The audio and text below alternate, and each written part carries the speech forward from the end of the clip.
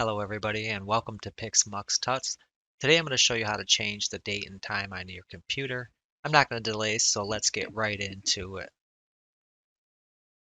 So on the very bottom left corner of the screen, you'll see a little search bar.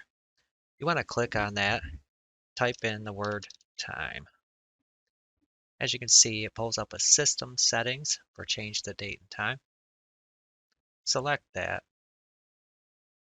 You can have it set time automatically or set time zone automatically. Right now it's showing at specific time and I'm actually in the Eastern time, so I'm going to adjust that now. So if you click the little caret drop down and you select your time, that'll change the time to the correct time. If you want to change the date, you can change the date here.